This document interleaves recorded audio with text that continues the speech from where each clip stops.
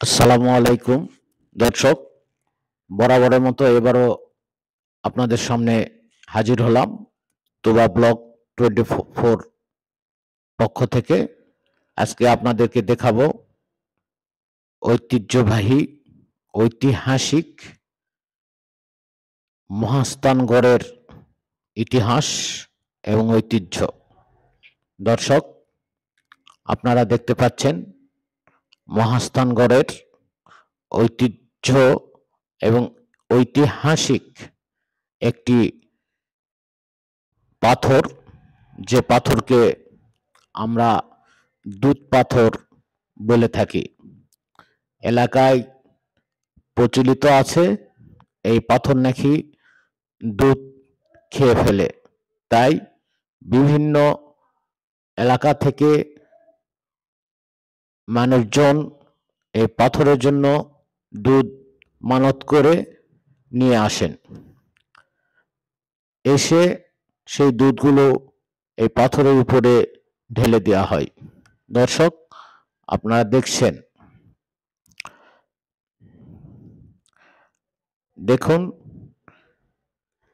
ঐতিহ্যবাহী এবং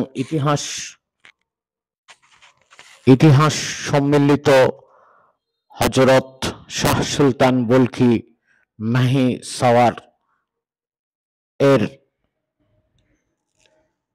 সমাধির কিছু দূরেই এই পাথরের অবস্থান। দর্শক, আমরা এখন চলে আসলাম পরশুরাম রাজার প্রাসাদের সামনে অবস্থিত একটি কূপ। এই কূপকে জিয়তকূপ বলে বলা হয়ে থাকে। এলাকায় প্রচলিত আছে এবং ইতিহাসে দেখা গেছে এই কূপে মৃত মানুষ ফেলে দিলে নাকি জীবিত হতো। পরশুরাম যখন হযরত শাহ সুলতান বলখি রহমতুল্লাহর সাথে যুদ্ধ লিপ্ত হতেন, যে সৈন্যগুলো মারা যেতেন সেই সৈন্যগুলোকে এই কূপের মধ্যে ফেলে দিতেন এবং এই কূপ থেকে তারা আবার জীবিত হয়ে উঠতেন। দর্শক, দেখুন এই কূপের ইতিহাস। এই কূপটি জিয়ত কুণ্ড নামে পরিচিত। আপনারা দেখতে পাচ্ছেন কূপের ধারেই এই লেখাটি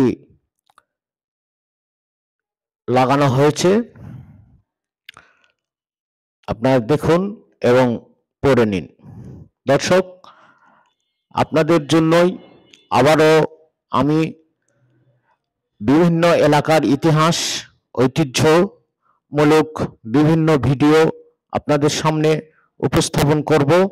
তাই দয়া করিয়া তোবা ব্লগ 24 চ্যানেলটি আপনারা সাবস্ক্রাইব করুন, লাইক দিন এবং শেয়ার করুন। দর্শক, রাজা পরশুরামের ধ্বংস হওয়া প্রাসাদটি আপনারা দেখতে পাচ্ছেন। দেখুন, এইটাই সেই রাজা পরশুরামের প্রাসাদ ছিল।